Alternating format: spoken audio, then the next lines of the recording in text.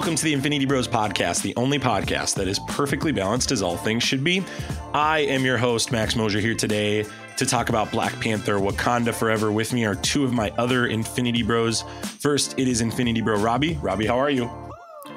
I am doing great tonight. I'm still wearing a polo, which is very rare for me, but we had our football banquet and I came home and joined you lovely bros for a lovely night of podcasting. Did you win an award? I did not win an award, which is very disappointing. I thought I did a really good job on the sideline this year, but apparently not good enough. Well, that's disappointing. It is. All right, well, Mark, I mean, that's going to be tough to follow, I guess. Infinity Bro Mark's here. Mark, how are you? I'm here. I'm wearing my oldest Patriots shirt that is Reebok branded. Look how old it is. Reebok. Sure. Yeah, right. Wow, right. yeah. It's ancient. Yeah. So How many Super Bowls did they have when you had that one? I think one or two at that time. So, only a handful. Yeah, I'm so sorry for you. Yeah. And they've went on to win more and be in more too. So that was pretty nice. This isn't a sports podcast, Mark. Maybe it is now. Okay, can we just not talk about it? Welcome to the Infinity Bro Sports Podcast with your host, Mark Big Papa Pump Jones. Let's get the show on the road, guys. As Mark mocked at the beginning, I'm your host, Max Mosier. Thank you for listening. Wherever you're listening, however you're listening, thanks for making us part of your podcast experience. You can check us out on Facebook, Instagram, Twitter, Twitch, Discord, and TikTok. That was the other one. I was like, I have my list. What's the last one on the list? TikTok. We're not to Mastodon yet. We're not on Mastodon. What is no? Is it the Black Ranger? Is that what we're talking about? Yeah. Mastodon. Saber-tooth tiger. It's the new Twitter that people are leaving because of Mr. Oh, correct. No, we're not on Mastodon yet, Mark. On Mastodon yet. So thanks for the political joke, Mark. Hope you're happy. It's political? Yeah, is it political? Is it political? I think you just made it political. I think yeah. Thanks for the political commentary. Yeah, political. I'm sorry I bleed red like the rest of you. I didn't know mastodons were political. I guess we can't like dinosaurs now. What? We're going to talk about Black Panther in this one, guys. It's going to be a good one. We're going to review it and we're going to spoil review it. So if you have not seen it, go see the movie and then come back and listen. But we want to make sure that you know that we're going to spoil this movie top to bottom. So we're going to go ahead and put our spoiler warning right here. This is... Prepare yourself. An Infinity Bros. Prepare yourself. Spoiler. Warning. And then we're going to go ahead and communicate how we rate things on this podcast and how we rate things so that you understand our rating system. It's pretty simple. We'll put that bumper right here. Here on the Infinity Bros podcast, everything is ranked from a 0 to 6 point scale. 0 meaning horrible and 6 meaning absolutely excellent. If all of the Infinity Bros rank something a 6, it gets an infinity step. Do you think there's been somebody who's listened and gone like 1 to 6? 1 to 6. Can't get it. If they watch the live YouTube video, they'll be very confused because I'm too lazy to put those in. Huh. I'm going to do that now because I actually know when the time Maybe you was. could do But like when I don't know something. When I don't know when the time is, but then I would have to listen to the whole podcast. Sure, I get it. Gosh. It's almost like you'd have to edit the whole thing, right? You have to listen to the whole podcast and edit it all. That sounds like something a madman would do. Why would somebody do that? That's ridiculous. That sounds just silly. Max made his own bed. He can sleep in it. Anyway, Black Panther, Wakanda Forever. I want to start, Mark, with our ratings of the first Black Panther. Before we get into this, tell us your thoughts coming into this movie of the first Black Panther and what Chadwick Boseman in particular as an actor meant to you in that role. I guess just off the top, for me, it probably was a close 6 out of 6, if not like a 5.8 out of 6. I thought the movie was great. I thought Chadwick Boseman killed it as Black Panther. I feel like this, I don't know what more to say besides it set up something like how it ended. You wanted more of that world with Chadwick in it. And we kind of, obviously now knowing what all transpired since that movie, we don't get that. And then we get what we got in Black Panther 2. Robbie, your thoughts on the first Black Panther and Chadwick Boseman? The first Black Panther, I can't remember exactly what I gave it here on the show, but just sitting here thinking about it now, I would give it a solid 5.8. I think our talk about the CGI is out there. If you want to listen to past episodes, you definitely can. The CGI in the end of that movie is just terrible, and then the decision to kill Killmonger is just also unforgivable, in my opinion. But outside of that, just Chadwick Boseman as the Black Panther, it's definitely, and I think it's even felt in this movie, it's something that's going to be really, really difficult for Marvel to replace. The way that he carries himself, the way that, like, just how he did such a good job at, you know, he could be really, really intense, or he could really seem like this very caring, like slow to anger king. And he did such a good job blending those two things as a Black Panther. And it is a monumental task to replace him. So I think Disney's on the right path, but it's just going to continue to be difficult. When I watched this and I came out of it, one thing that really struck me was, I'm talking about the second one right now, was how much I felt the absence of Boseman's death, but also how much his death reminds me of the year 2020 in particular. Just there's a lot of things that happened that year, and obviously the whole world knows this, but like, Robbie, you and I were big Laker fans. So like Kobe Bryant's death, in my opinion, it's very close to Chadwick Boseman's death. I would, that era is just, they all kind of remind me of each other, is how I'll say it. So that part was surprisingly more emotional. And so I give Black Panther a 6 out of 6 still. Yes, the CGI was absolutely terrible in the third act, but what that movie did originally was really, really special. And Boseman in particular, I think back even to Civil War, was just an absolute treat and treasure. And his absence is felt. But that's this movie, right? This movie is essentially honoring him. This is his love letter from the Marvel Cinematic Universe. So it's going to be talked about throughout the episode. So we don't need to harp on that. I just wanted people to know the ratings beforehand before we got into this one. So we're going to go ahead and officially rank Wakanda Forever. Let me go ahead and give the synopsis for this. The people of Wakanda fight to protect their home from intervening world powers as they mourn the death of King T'Challa. This is written and directed by Ryan Coogler. Joe Robert Cole also gets a screenplay credit. This stars Letitia Wright, Lupita Nyong'o, Denai Guerrera, Winston Duke, Angela Bassett, Tina Huerta, Martin Freeman, Dominique Thorne, Florence Kasumba, Michelle Cole, Alex Livinali, and Mabel Cadena. I think that's everybody. There weren't any.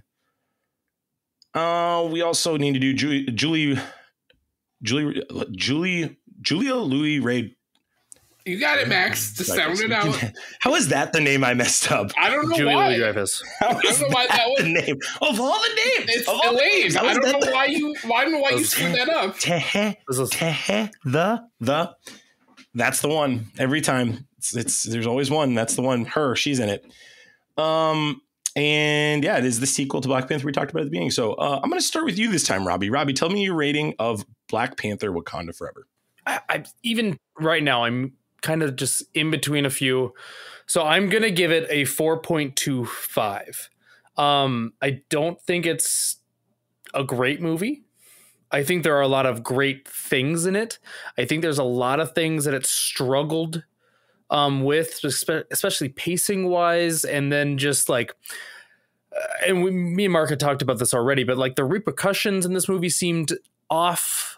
There's just things here and there that really make you go, that was an odd choice. But there's still so much good. There's still a lot of really good building in this movie. So in no means did I not enjoy it. And also the 4.25 is in no way, shape, or form a hate on the Chadwick Boseman love that they showed in this movie. If it was just that, if we just had like a tribute movie or a 10-minute tribute just to Chadwick Boseman, I mean, then it would be 6 out of 6. Like there's some great stuff that they do trying to navigate around that I don't know what you call it. That situation with Chadwick Boseman passing away. It was a very difficult job. So I think a 4.25 is where I'm sitting. And I think even a 4.25 I would consider a success for what they had to try to do in this movie, dealing with real life things with Chadwick Boseman passing away. I think it was a very difficult task for Ryan Coogler. So I think a 4.25 is still okay. But obviously, a lot of people, I think, have very strong opinions on how good this movie was. And a lot of those opinions seem to be emotionally driven. Yes, I would agree. Yeah, I would agree with that. Yep. It is a solid movie, but I don't think it's as good as what a lot of people are saying on the internet. All right, Mark, we're going to go to you because you and Robbie apparently have had some dialogue beforehand. So let's go ahead and transition you. I'm going to give it an even 4 out of 6. Okay. I also... Side note, for those that have never listened to this show, Mark always rates things a little inflated, in my opinion.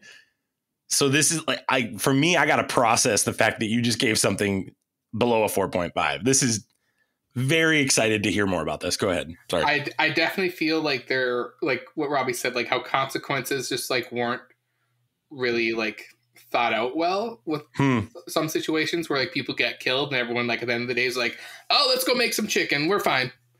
But literally is what happens in one scene to the next. I thought it was too dang long. Like I've never thought I would ever say that about a Marvel movie being too long. And I don't know if I just had a long day, it was late, I get tired now because I'm a father and I'm sleepy when it's midnight. Maybe.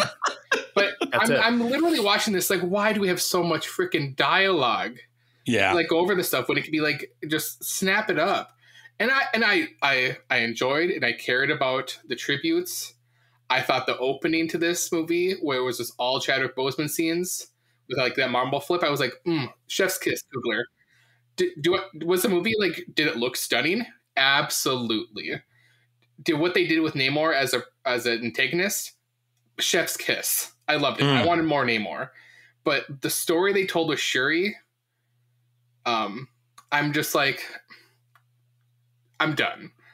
And I don't know if that's just like, I just didn't want to. Can you tell me more? Get into the nitty gritty here. Tell me why you're done. Tell me what you mean by you're done. I just don't like the actress. I think that's what I really came down to. It's just like, I just don't like her delivery as Shuri. And just like, and then kind of how they just like soft tossed in some of like the bits and pieces, and especially with Ironheart. No, I liked Ironheart. I like what she did. It was just like the main plot. What they did with Shuri is like, I just wasn't a fan, and like I don't like how they made M'Baku kind of just like a Drax for this group of people, and it's like at the end of my day, it's like I wanted M'Baku to be the Black Panther. Which then how they kind of set it up at the end, it's like maybe he becomes the evil guy eventually. So we finally get that happening. Because doesn't he become like isn't his actual like villain name the Black Ape or something like that? So like that might actually happen. Man-Ape. Man-Ape, thank you. So maybe that's what we're setting up.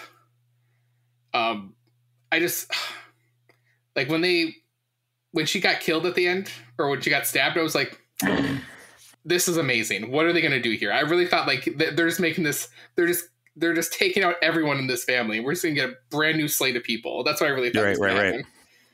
And then they end it with like this mid-credit scene again, where it's like, it doesn't really advance the whole story. It's just like, here's another character that we have to now care about.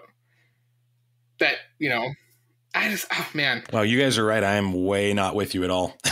You guys were absolutely right. I was not with you. Didn't think you were going to be. No, you guys were absolutely right. With Madam Hydra and Martin, what's his name?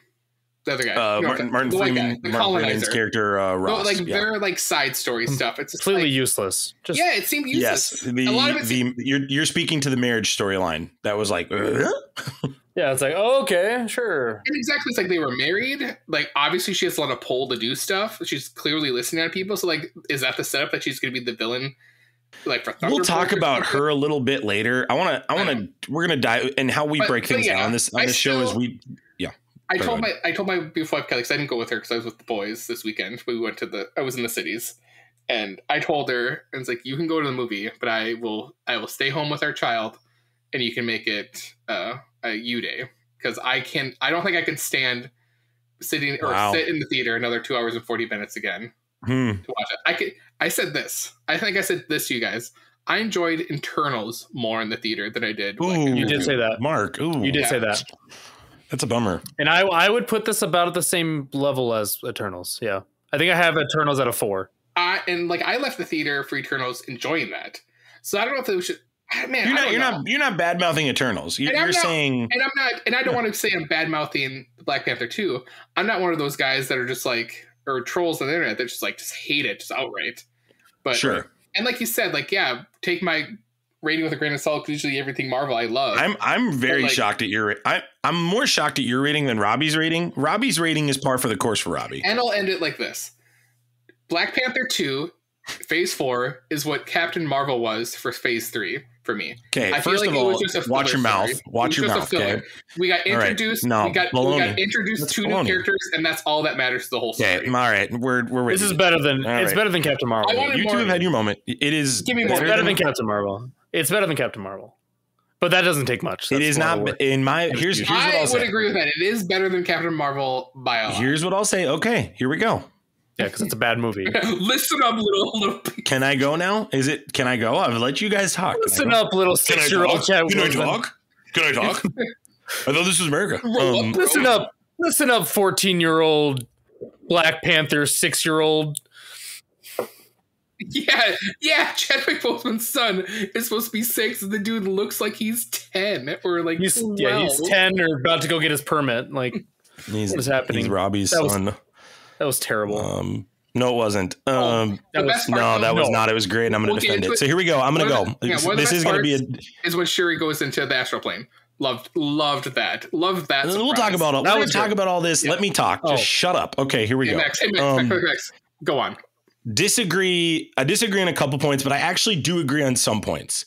So here's where I'll start, and I think all three of us agree. What's a rating? Give us a rating. I'm going to give my rating at the end, but I'm going to answer. I want to speak to some things first. No, Black Panther 1. Black Panther 1 is better than is better than Black Panther Wakanda Forever. I think we all agree on that. Yeah, I don't understand why that's like crazy to say right now. I know Soups in particular, a TikTok star, is getting a lot of heat for saying that, because I think, Robbie, I think you hit this on the head. This is an emotionally charged movie, and to attack it with the slightest bit of any issues it feels, I think, charged to people. I think you both, I'll be interested to kind of break down a little more of what you're talking about with some of your nitty gritty things, but I'm hearing some things that I'm like, no, I think if that is your interpretation of that, I can walk away understanding why you think that. So I would start there. I don't think either of you are being ridiculous there. I do think Black Panther 1's better, and I think we all agree on that. I think the Shuri's storyline worked for me very much so. And I actually have a couple of comparisons I'll make that to defend my point, because I was a little worried about that argument coming in on this show with you two. The Namor was tremendous. Namor was chef's kiss. There's still, to me, I'm still processing it. Killmonger is like one of the best villains in the history of the MCU. Namor is either right there or not that far behind, in my opinion. So I think Ryan Coogler just in general knows how to write a great villain, and that's where I'm really impressed by. Did you hear? I know you sent. Did you send us that thing where all the movie inspirations? Yes, I was gonna say those are like villain centric. Like, yep, all the things. So Coogler in an interview talked about all these movies that he felt inspiration from, and they're all 90s major villain movies. So you got like Jurassic Park with the scale of the dinosaurs. You've got Terminator 2 with Arnold Schwarzenegger and the shifting, I forget the robot's name, but you guys get the understanding. And it's just, he's such a fascinating director to me. And I want to talk about him real quick, because Robbie, I think you nailed this too. I think this movie is a success regardless of what people think. The fact that Coogler pulled this thing off, with the grace. Yes, it's campy, but like it actually to me felt like, no, I'm following your story. I like it. I was very impressed. And not recasting the role, which recasting. I still to this day think they should have done it. I hold to that. I agree with that too. You and I have held to that. Mark and I have said that for a long time. I don't agree with that at all. I don't think you can. I think recasting that would have been even more of a hill to climb. What about James Bond? Do you think that should have been just Sean Connery until he died? No, that's totally different. How is it different? Yes, it's a fictional because character. This is a linear storyline that keeps going that we've had going. Have Rhodey after James Bond's not a linear storyline. So Rhodey shouldn't have been recast as Don Cheadle when Terrence Howard didn't. Rhodey's Rhodey. Who cares? Rhodey doesn't have the culture. No, that doesn't. Not even Rhodey didn't have the cultural impact that Chadwick Boseman had. Then having Harrison Ford come in. Okay, if RDJ would have passed away, you would have replaced him. Of course, you get someone would have replaced RDJ. The studios wanted Tom Cruise to play him, and the MCU dies. So here's getting back to my review. Mark, calm down. It's a charged episode. No, I actually disagree with you guys. I think the story really worked. I really liked Shuri's. I think it worked in the context of there were people grieving this, and I think there were people grieving his death. And I said at the start of my review, the start of this, Boseman's death is so wrapped up in everything that happened in 2020. That was my fear, Mark, for why should we not recast him? Because why should we go through all that again? It's been years. We need to move on from 2020. That was always my thought. My thought was you're going to make us all go back in 2022 and do this all over again mentally. I didn't want to do that. And I think Coogler really crushed it. Yes, Robbie, there are flaws. Coogler cannot get a third act CGI thing together. He cannot do it. I love Riri Williams. I think it was better. It was better, but I'm saying this. I love Riri Williams as a character. I was shocked at how much I loved her. I hated the CGI on her stuff.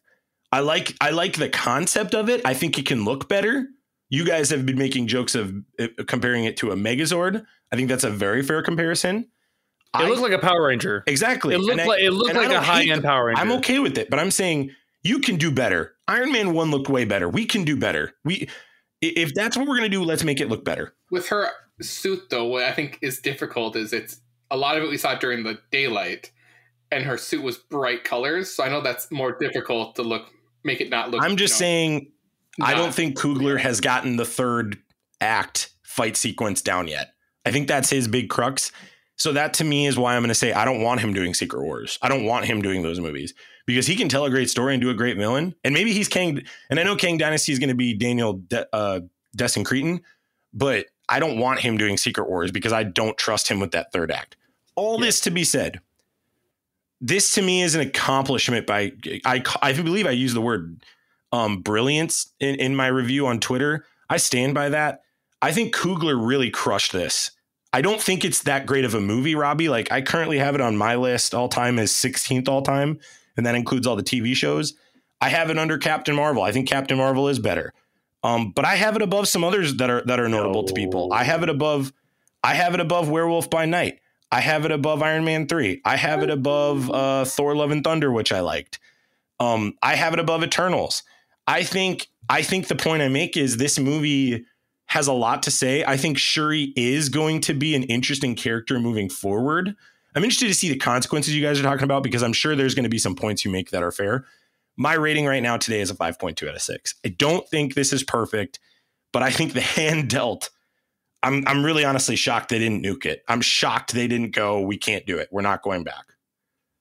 I just think they should have considered that. So look, I get it. You're lazy. And coffee from the grocery store is just as good as ordering from somewhere like Mini World's Tavern, right? Wrong! That's dumb, and you should feel so dumb for thinking that. Does your local grocery store donate a portion of their proceeds to charity? Actually, if they do that, that is kind of awesome. But we guarantee that Mini World's Tavern does that. Besides, it's not like your grocery store provides an amazing monthly blend with added RPG-themed bonuses. That's a limited edition Mini World's Tavern exclusive, baby. They are the online coffee brand that's perfect for game night. Guys, I should know. Before every podcast and every time I go live on Twitch, I fill an entire bathtub full of Great Old One, and I do my best Lord Harkonnen impression. Guys, grab a bag for yourself right now. Go to www.miniworldstavern.com/theinfinitybros, all one word. And guess what? You're going to save yourself 10% at checkout. But good for them, and I'm impressed. So let's talk about characters individually. You guys, Mark, you were really passionate about Letitia Wright as Shuri. Let's talk about her. What in her story arc really did not connect for you in particular? I don't know if it's like her just selfish nature that kind of just bothers me. Where like at this point, it's been 6 years and you still act like a child. Like that's what I don't know if that's what really bothers me, or like her just inability to take orders. I don't know if that's just supposed to be her character. I don't know. I just couldn't buy it. I just couldn't buy it with her as Shuri in this movie. Robbie, why do you think they chose Shuri? I was just gonna hit on what kind of Mark was saying too, like, and I don't really know why you would choose Shuri, because they talked about it with that Killmonger scene, the astral plane that we haven't got to yet, and talking about who would she be, and you know, Killmonger's going through all like, would you be noble, would you be like me and like attack your enemies and all that stuff, and it's like she doesn't fit any of those when I think of her as the actor and how they've portrayed her. And I'm just like, how is this going to work moving forward? I think that's also a big question, because she's not, at least she doesn't portray herself as like this noble queen or whatever. She doesn't portray herself as like this go and destroy everything thing, or like antagonist or protagonist or whatever. So I don't know where that goes. I think it's going to be really jarring to see her with the other, you know, Avengers and best of the MCU. I think she's gonna seem out of place. It just doesn't. I don't know. You think she's gonna be more out of place than like Miss Marvel? I mean, for some people, I love She-Hulk, but like, do you really think she's gonna be out of place with Miss Marvel? She-Hulk. Miss Marvel and She-Hulk are TV shows that haven't. Well, they're all going to be in there. Everyone's going to be in there when it comes to that. So Miss Marvel's going to get a little bit. I think she's going to get a little hardened when she has to now fight wherever she went and swap with Captain Marvel. So I think we're going to see her battle tested in the Marvels, where it's like we kind of already seen Shuri in fights. She was fought in Endgame, so like she's had all this fighting experience, but still acts like a child. To me, and it's just like it's so. I'm just more making a point that like I think there's other characters. There are other characters that are more jarring, in my opinion, around others than her. What's her name got disbanded from the Dora Milaje. What's her name from Dora Milaje that got kicked out when she let Shuri get Okoye. I was like, okay, great. They're gonna make her be the Black Panther. She's perfect. I was like, that's what I thought was gonna happen. Kiss, and then that doesn't happen. They give her that freaking suit. So it's like, why don't you just make 1,000 of those suits? Are you doing the thing that you've mocked me for and being mad that they didn't do what you wanted? Is that what I'm hearing right now? Oh no, I'm imitating you. If you didn't like Black Panther too. No, Okoye should have been the Black Panther. I will say this, Max. I went into this movie with very little expectations, except having Doctor Doom or Apocalypse be the bad guy in the end. That's about it. I was pretty bummed that Doom wasn't in it. Yes, I wanted M'Baku to be Black Panther, but I knew that wasn't going to be. Sure. No. We saw that in the trailer. We knew it was going to be a female based on how they were portrayed. Yeah. Here's why Shuri works for me, and I want to talk about this. So I want to hear it. I think the comparison I make with Shuri is it's very parallel to the arc, not beat for beat, but there are similar themes in the arc of Peter Parker in the most recent Spider-Man movie, Spider-Man. Mm-hmm. I've seen that. What's that movie? Forgive me. The name. No Way Home? What's the name?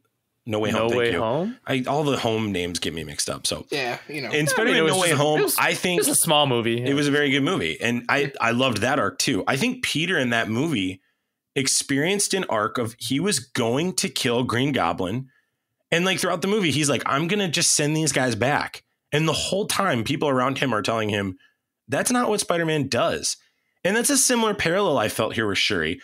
I felt the whole movie, the people around her were like, not articulating that she's the Black Panther as much on the nose as in Spider-Man, but they're looking at her like, look, we need the Black Panther. I know you don't believe in the tradition. I know you don't believe in what your brother and your dad, and she knows also the information about her dad from the previous Black Panther movie that taints that tradition. She looked at that with disdain. You obviously get the Thanos situation where that takes away her brother for 5 years. I think that worked for me. I really bought that storyline. And the thing that I really bought here was the way that Letitia Wright portrayed the grief and how you talked about the opening scene, Mark.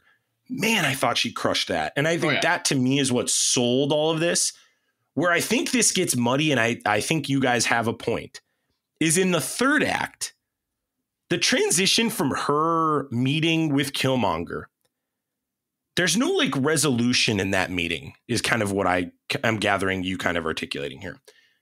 There's no like, I'm going to be noble or I'm going to be bad or whatever terminology he used. I'm going to be both. She didn't even say that. She just like hit the thing and then got mad.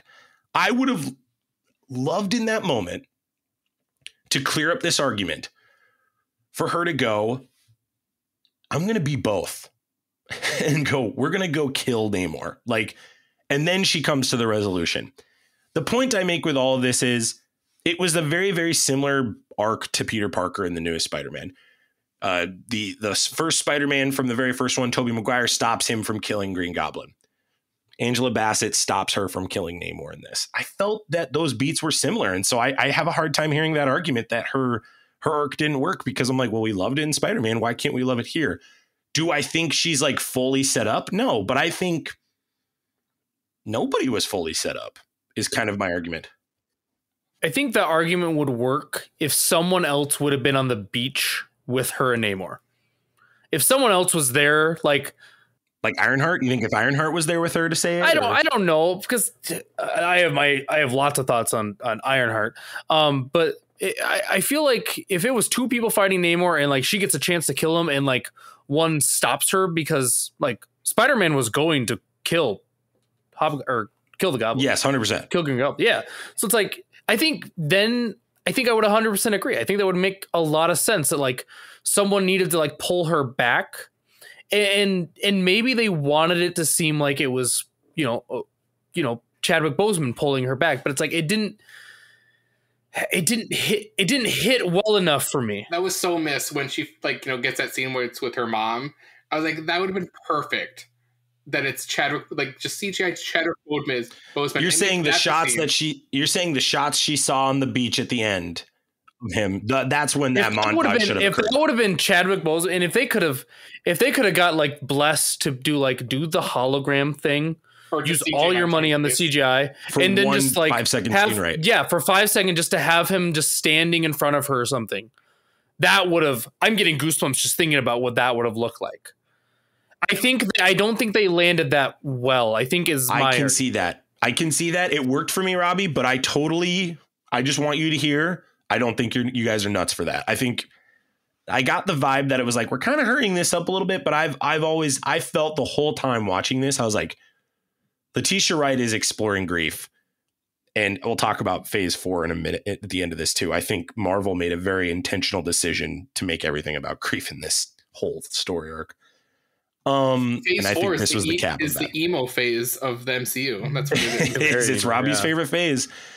Lupita Nyong'o as Nakia. This was a wild character in this because she doesn't show up till the second act.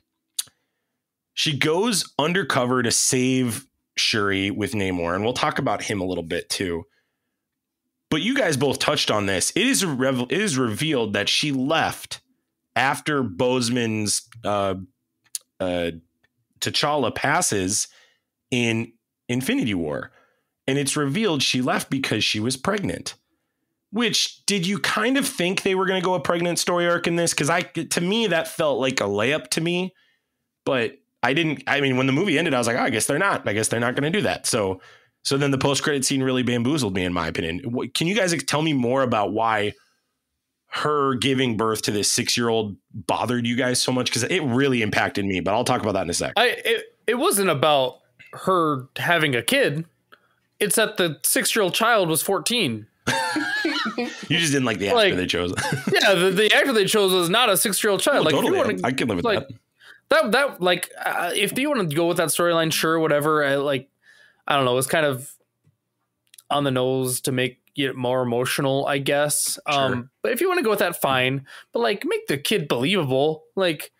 And maybe that's just me as a father of a 6-year-old just being like, that is not a 6-year-old. But I don't know. That was my only thing. I was like, what is this 12-year-old out here doing? Like, right. I don't know. That was my real only issue. And I feel like that should have been the ending of the movie. And like my gripe is like the mid-credit scene. I feel like they have like not really done that at all in these movies. Except for like Shang-Chi, like progress the story. Like what's next? I mean, they did a little bit, like a little tease with Doctor Strange, but like what's next? Like what else is going on that like, is going to have to involve the Black Panther? Like how does it connect to like Ant-Man? Like that's what I want in mid-credit scenes. That's why I was just like, yeah, with that scene. Yeah, I don't know if that was a realistic expectation for this one, Mark, given even just how people are talking about this movie in defense of it. I just don't know if that was going to work. I think people would have really attacked Marvel if they had done that. I hear you because it's a Marvel Cinematic Universe movie, but this is one of the few that I can give it a pass on. But I'm trying to find the actor who plays is Divine Love Kanadu's son, and I can't find his age. I'm trying, Robbie. I'm trying to find out just for the sake of like, I'm curious. The actual actor. Like, I really want to know his age now because I'm like, oh, well, I'm curious. I'm curious to see what his age is. But I can't find anything. So it is what it is. Maybe we'll find it later. Mark, Winston Dukes and M'Baku, you have some strong criticisms. I want to give you the floor on this. Talk to me more about him. I just felt he was too goofy. And I thought he was supposed to be taken more serious. I just feel like that's what we got in the first movie. Seemed unbalanced.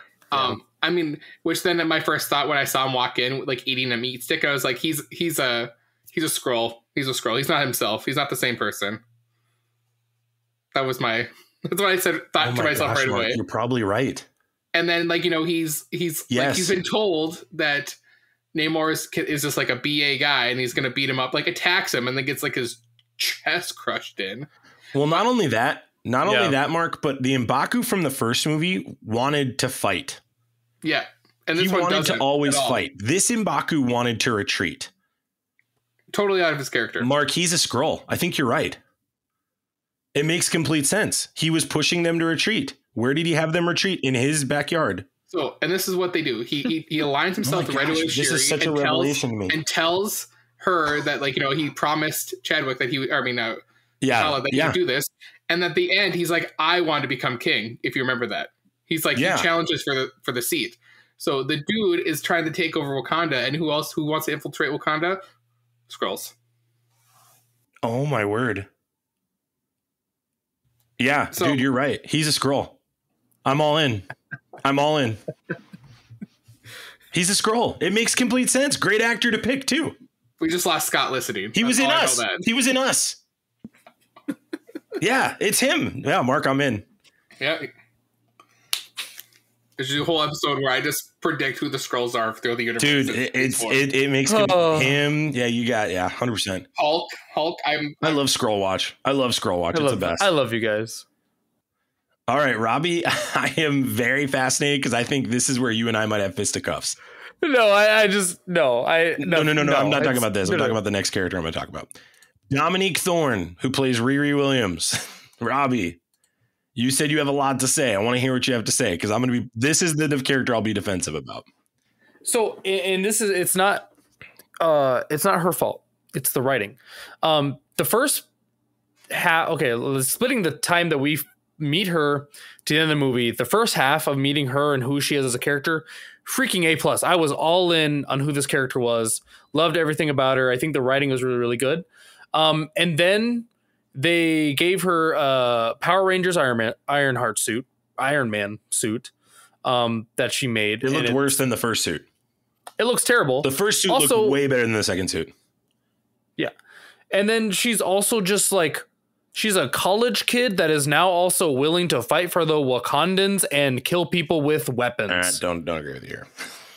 This is where we're gonna lose. No. What do you not agree with here? No. She goes from being a college kid who like picks up a heater to throw at Shuri, and now she's in an Ironheart suit fighting freaking Atlanteans, like, and she's just fine with trying to kill people. Like, that doesn't make sense. They don't do enough building with her for that to make sense. Okay. So your argument is that the building isn't there for Riri Williams. That's what you're saying. Yeah, basically. Okay. I can hear that you would have liked more. You would have liked more communication on who this character is, more character development. Oh, I loved her as a character in the first half of the movie. Just keep her as that. Let her grow into that. I think this character was great top to bottom. This was the surprise of the whole movie to me. This was actually Mark, you talk about expectations coming to me. My expectation with Ironheart, I was like, oh man, this could be the miss of the movie if they get this wrong. And I think she was pivotal. She was so important to this story. Like, she's the reason that Wakanda and Talakan are fighting. Like, huge ramifications for her being in this movie. The one thing I don't like about her, Robbie, is that she has zero connection, at least as of now, to Tony Stark. That's my only, like, she was making her armor in a tank top, probably in a cave. So, like, what more do you want? Well, they did a lot of parallels to him and her. They did a lot of parallels, and that was like, I loved that, which is great. I thought it was great. I thought the homage is really cool to him. I enjoyed a lot of things about her. There's just the end. It's the third act, like we keep talking about. I think she was well written because, and here's why I would say this: in this universe, she knows the ramifications of what has happened. She knew who Shuri was the moment she walked in. I think this is a circumstance of, if Wakanda asks you to fight, you're going to fight. And if Wakanda is going to resource you when you have the capability of building and creating and generating these types of weaponry, you're going to go fight, especially when I don't think she needs motivation, Robbie, when the whole premise of the movie is Namor's trying to kill her. I don't think she requires a motivational shift in tone change. If I tell you that Mark is going to try to kill you, are you just willing to kill Mark and his whole family? Depends. Does Mark have winged feet and superhuman strength and command an army? Well, he's not. Well, Mark isn't there. Mark isn't there. It's just his family. No, I think that's a null and void point, because the whole point of this is that's a ridiculous claim.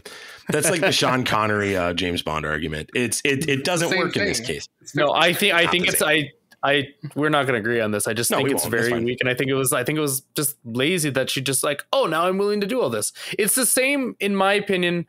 It's kind of the same how I feel, and I might get hate for this, but Spider-Man showing up to fight Captain America the first time just because Tony Stark said so kind of had that same feel, but they made it work.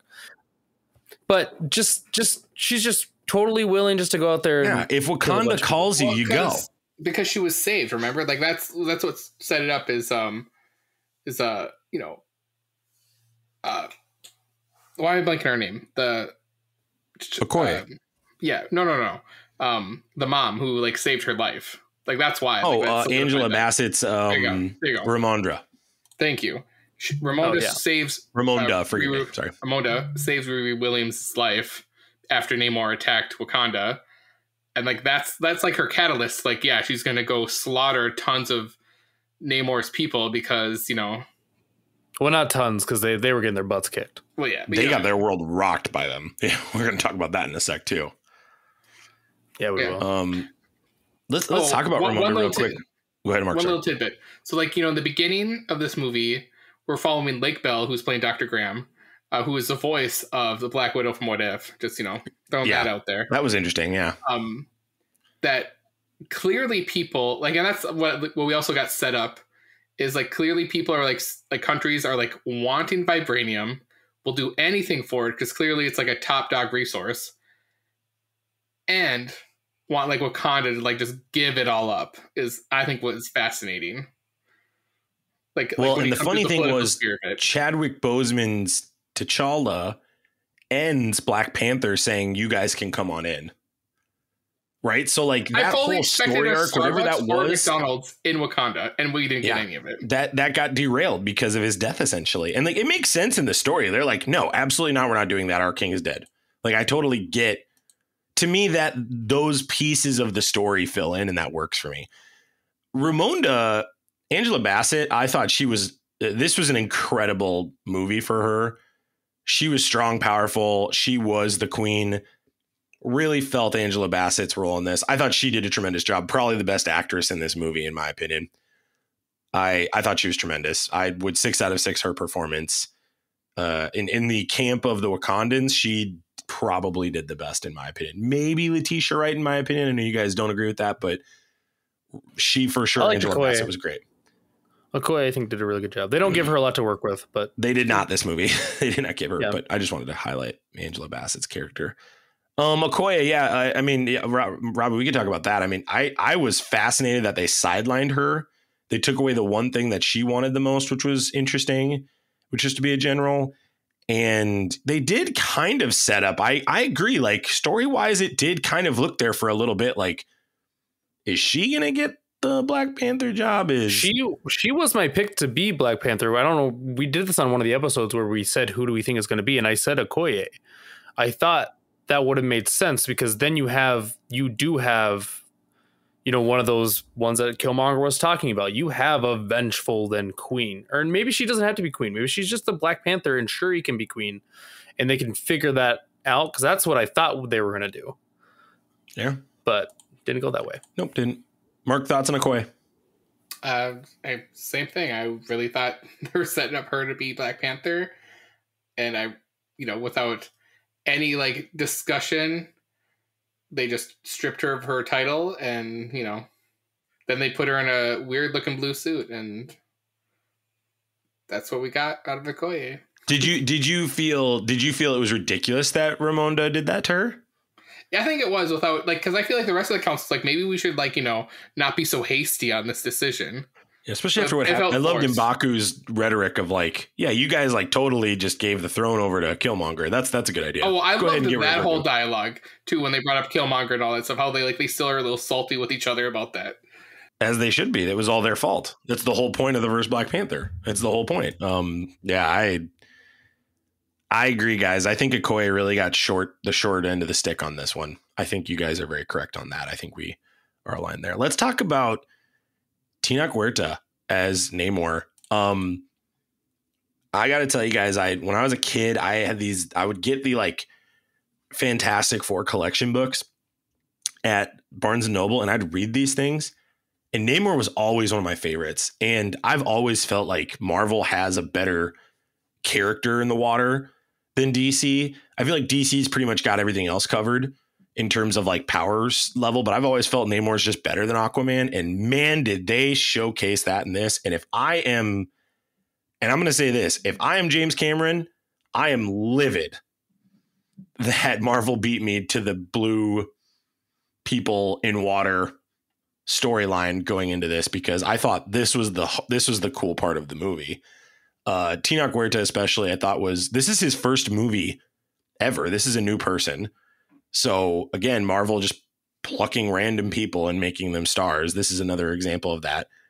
And he plays Namor. What did you guys think of Namor, and what did you think of Talokan and his army of Atlanteans, essentially, and the Mesopotamian background?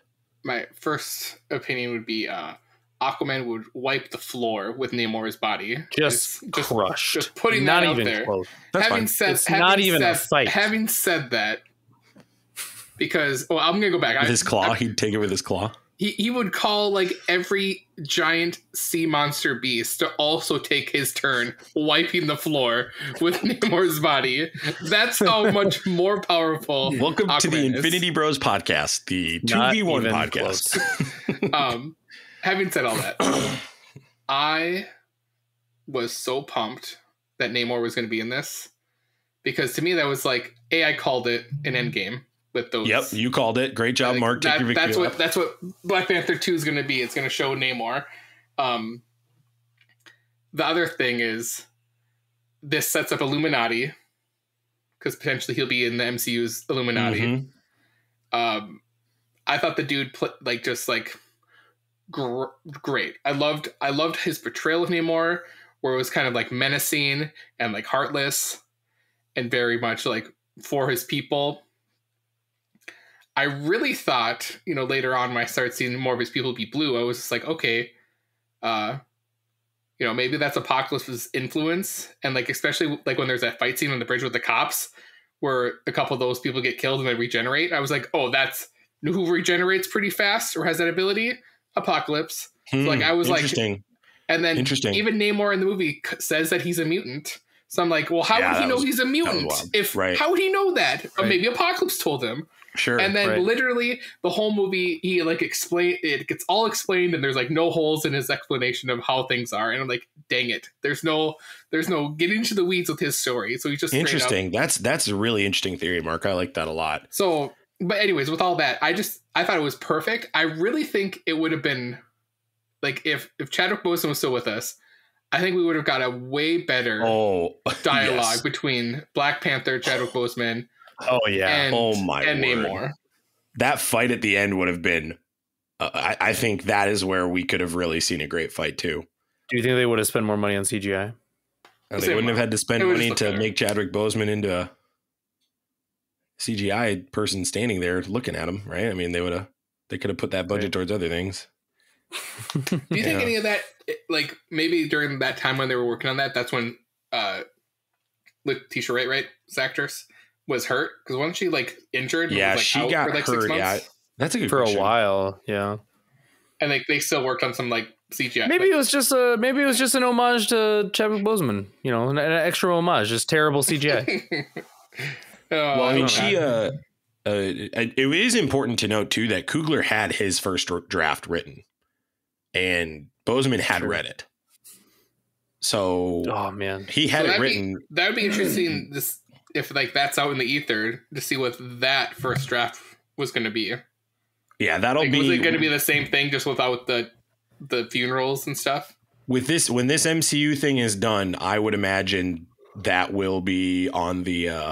I hope. I bet that information. I bet we would have got. I bet we would have got more about his family and his son and everything. I bet that would have been. And one of the quotes that's been floating around, I do know, is they said that, at least this is from Coogler. Coogler said they were going to explore Boseman grieving his loss for 5 years. Robbie, you're absolutely correct. They were going to explore his loss of fatherlessness there. Yeah. That would have been him sobbing in that. The other thing I want to go back real quick to the beginning before we get to Namor is the fact that they did a funeral and there was no presence of any Avengers or no acknowledgement from an Avenger shown on TV or on the movie, excuse me. That frustrated me too. I just want to make that clear too. What Avengers? It's a year later, so what Avengers? Bucky Barnes not being there is ridiculous. Bucky Barnes should have been allowed to be there, in my opinion. Yeah. At the bare minimum, Bucky Barnes should have been there. I got you. I feel you, dog. That's all I'm saying. At the bare minimum, they fought a war for the world. You're telling me Doctor Strange can't get everybody to put them on a...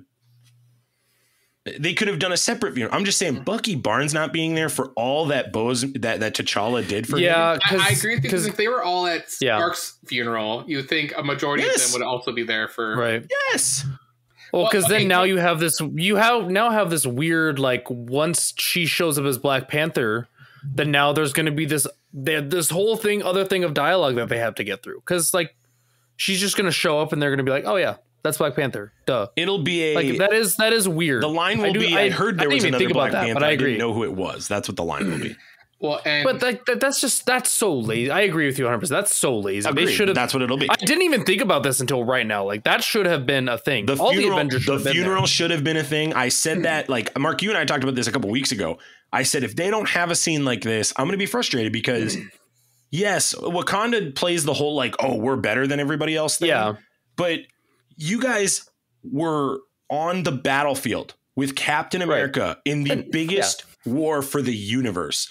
Don't tell me that at the bare minimum Bucky Barnes isn't there, that Sam Wilson isn't there, that Doctor Strange isn't there. Heck, I think the Wakanda, I think the Guardians of the Galaxy would have come back. It's the same group of people that weren't there for the Scarlet Witch. So yeah, exactly, right? It's just like that's what this whole thing is supposed to show is no one's talking to each other.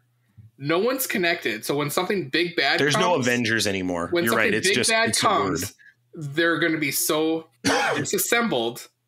You're right.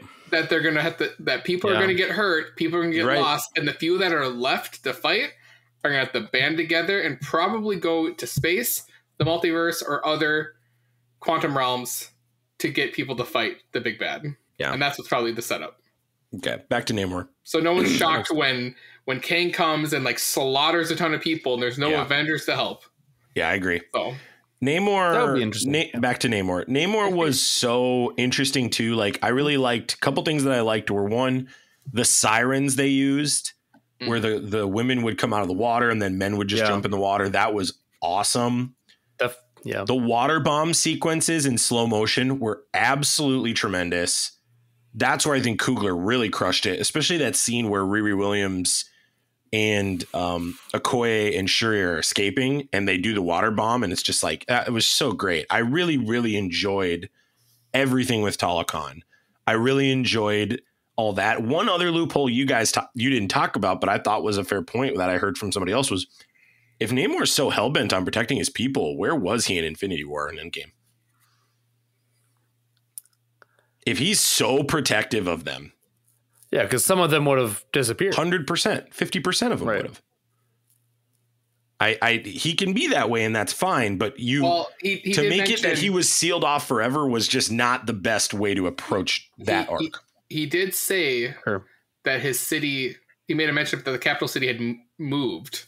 Yeah. So maybe that's why, because he didn't expect that to happen. Sure. He decided that as a people, we got to find a different location that's more secluded.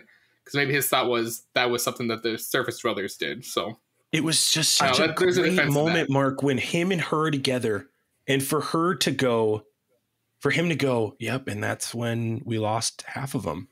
Mm-hmm. And for her to go, and that's when I lost my brother. Like for them, that would have been it. That would have been all they would have had to do. You could have done all the depth you need with both characters.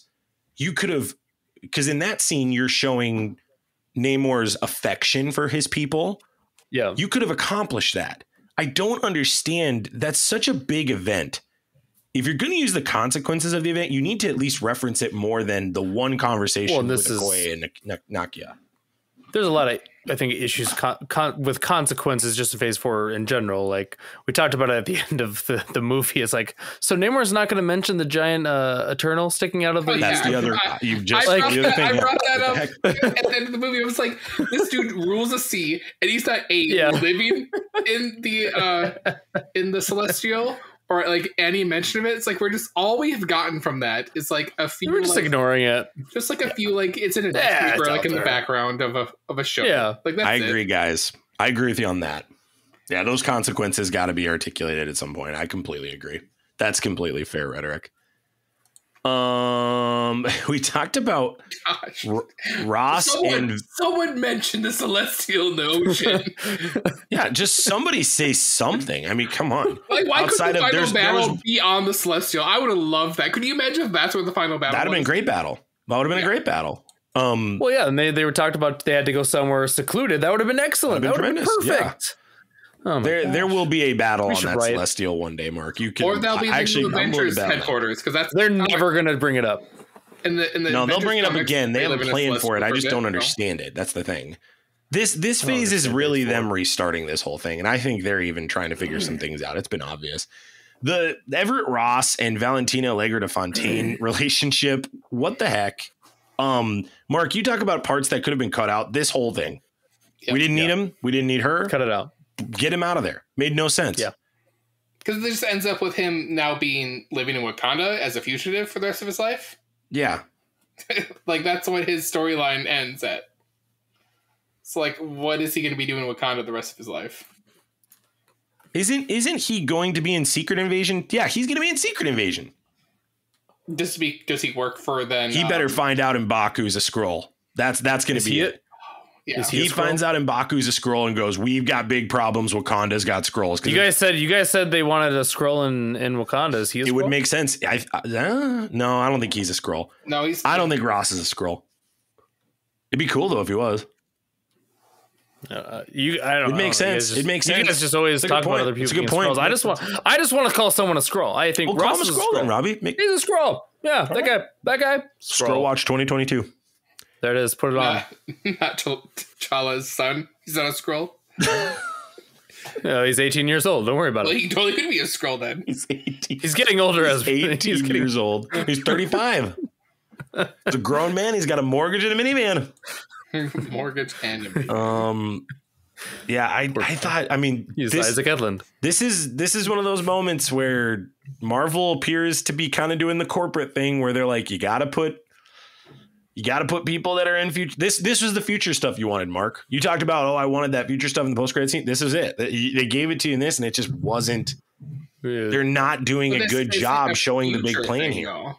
Yeah, that's what I'm saying. Like, I want like an extension. Like here's the next step. Here's going to be our little branch to the next movie or what's going on. Yeah, they got to clearly communicate like that. The Thanos. They haven't done that at all. So that type of stuff. Sure, that has been extremely frustrating. Or it could have been like a shot of. There's nothing. There's nothing. Yeah, like a shot of like in the quantum realm, just Kang doing some menacing crap. Like, give us something like that.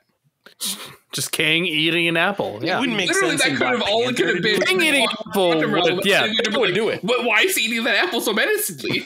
That's what we talk about. That's it. Perfect. It's perfect. Mark's got a great point. And let's talk about the Michael B. Jordan scene. Mark, she goes into the astral plane, and you're thinking she's going to see her mom. I kind of thought she was going to see her dad. That's what I thought was going to happen. I was thinking, even at that point, it was going to be Chadwick Boseman. I really thought. I thought the same thing. Oh, that would have been. I thought they were going to do hologram Chadwick Boseman or something. Yeah. That's what I thought they were going to do, and then they did Killmonger. I was not disappointed. I was even more stunning, delighted. Stunning, biggest twist of the whole movie. Of course, it would be him. Yeah, that D-bag. I love it. Michael B. Jordan is so good as Killmonger. Like, I'm convinced What If exists just so we can get all those characters in the future Secret Wars movie as real actors. I'm convinced of it. I'm convinced they're trying to bring Killmonger back, and that's the way they're doing it in What If. I'm convinced. He's too good. He's just so good. Robbie, you talk about this. The fact that they killed him, it just... Can you imagine if he was alive, how great he would have been in this movie? For like... This is what they could have done. Like, they had to break. They had to be like, "Hey, you're no longer in prison because we need you to be the Black Panther. We need you to fight Namor." Yeah. That would have been great. Oh my god. That would have been, and it would have been. Here's what you would have done, Robbie. If they don't kill, this is the story. Are you ready? Here we go. I'm ready. Final scene on the beach. Yeah. They're fighting Namor. She gets stabbed. She's wondering, what do I do? And she looks at him, and then he asks the question. He goes, "Are you me, or are you your brother?" And that's when she makes the shift. Can you imagine how powerful that would have been if he said it? If he would have been the one that said it, that would have been awesome. That would have been tremendous. Killmonger's death, I agree with you, Robbie. Killmonger's death was such a stupid move by Marvel. Such a dumb move. It's the top three worst moves they've done. I don't know what the other two are, but it's up there. It's definitely up there. You can't have the foresight to know what's going to happen with Boseman, but like, yeah, he would have. It doesn't matter. Like, stop killing good villains. Like, let's just stop killing them.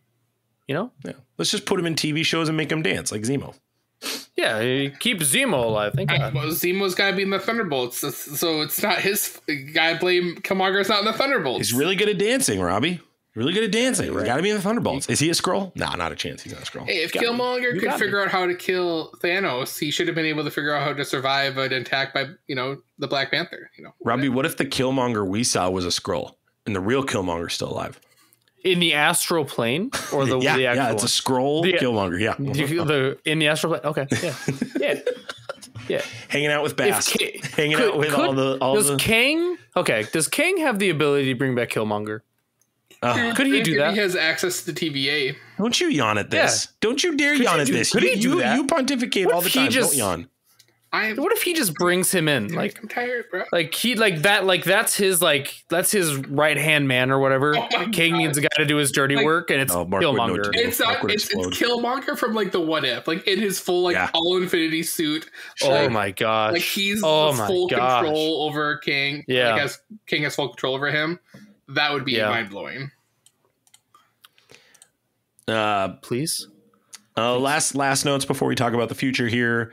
We didn't talk about this a ton, but I loved the way they use the culture of Mesopotamia and that like history in Namor's culture. We don't have to go through that a ton, but just the storytelling with everything Namor was agreed. I've heard some people kind of talk about how his scene where he was a kid and he comes back to bury his mom isn't good.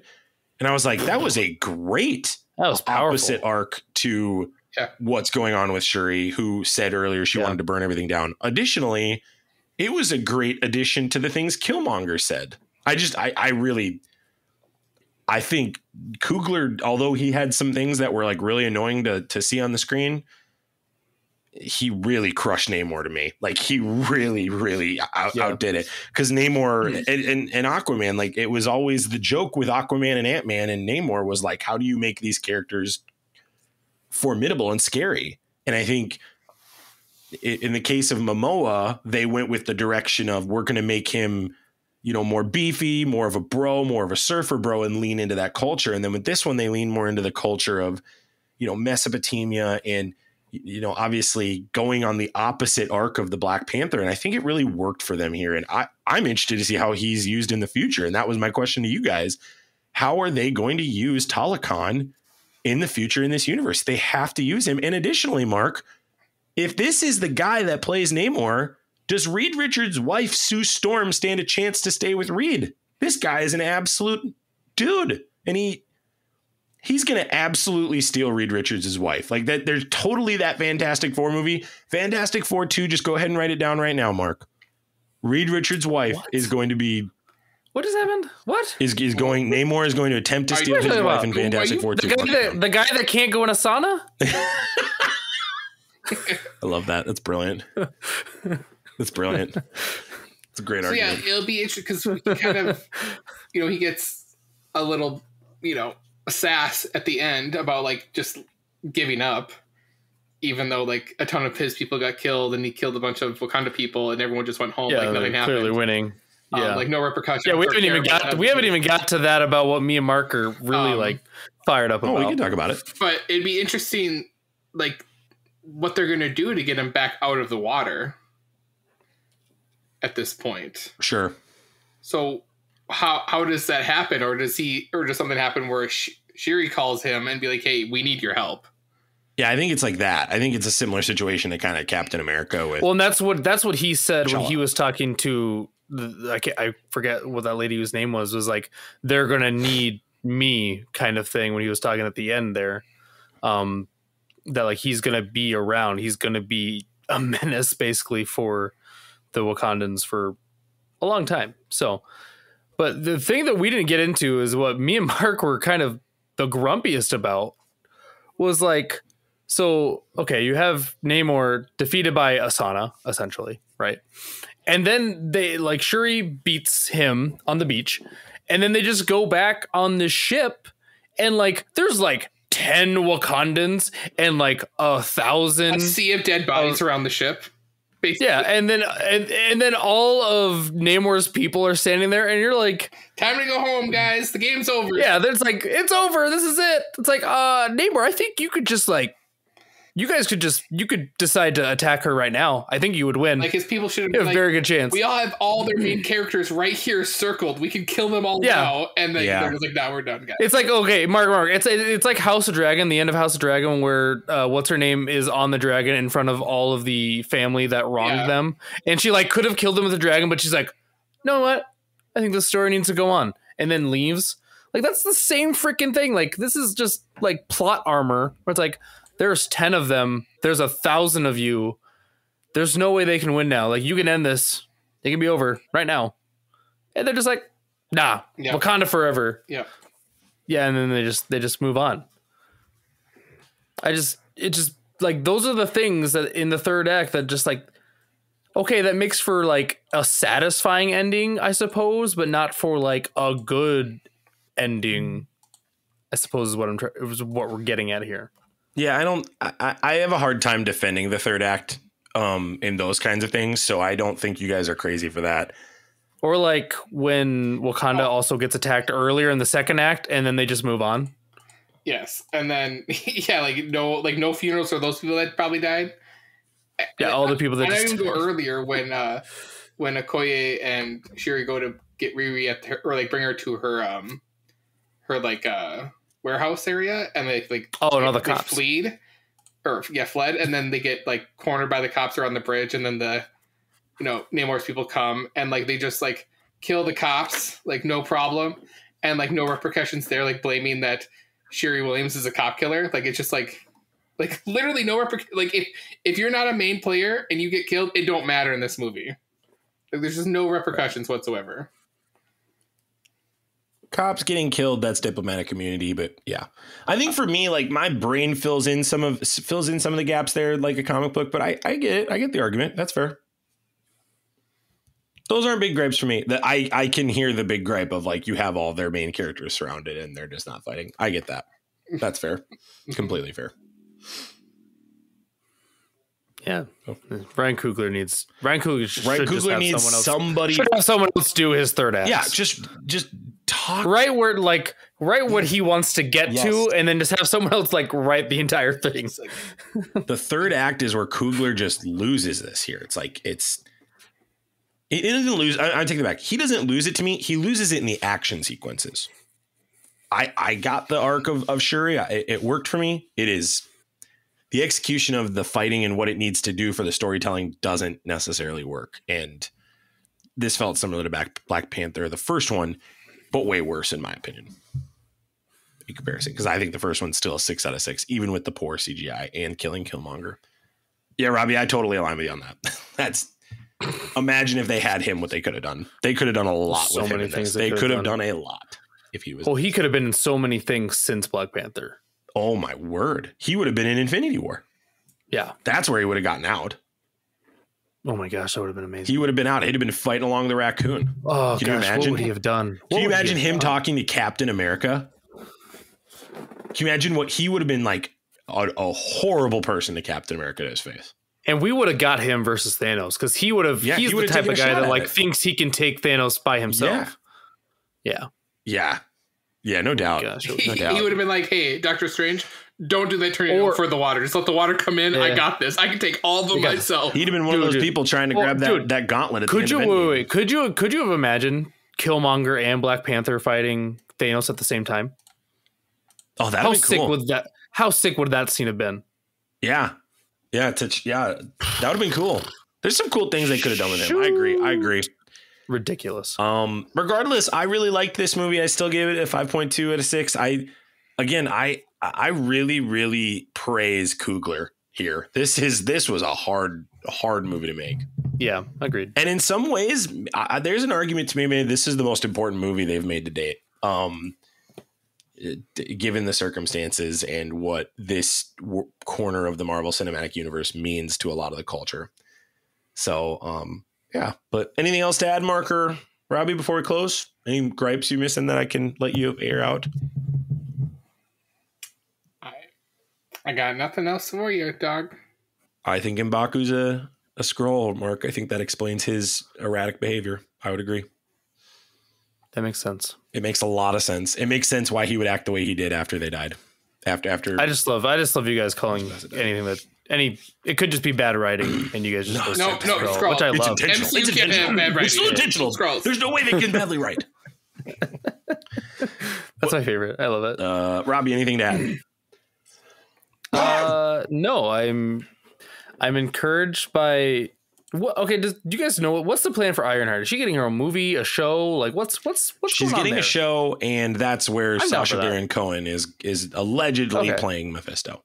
I am down for her to have her own show because I really enjoyed her as an actress. I just didn't agree with how they handled her at the end there, but everything else as an actress and like her delivery and everything was great. I loved everything about it. Just not the Power Ranger suit and her just willingness to. I think it'll even harder and looks more like the original Dragon Sword, like combo. So like that's what her suit looks like. I would love it. They're just like, nope, we're gonna be on the nose with this. Keep it real. She just has one in every single color, and they all have different abilities. Yep. I love that bit, Mark. Love that bit. Oh my gosh, I hate that so much. All right. Well, this is the end of our podcast. Thank you so much for listening. As always, love you guys 3000. We talk about everything we talked about here on this link in the show notes. You also can check out our tribute we did for Chadwick Boseman episode 49, if you just want to go look it up. But it will be in the link in the show notes as well if you want to listen to our thoughts immediately after he had passed. So we love you guys 3000. We'll see you later. See ya. Bye. Thanks for tuning in to the Infinity Bros podcast. You can find the Infinity Bros on Facebook, Instagram, and Twitter at the Infinity Bros. Feel free to send listener feedback via email at infinitybrospodcast@gmail.com.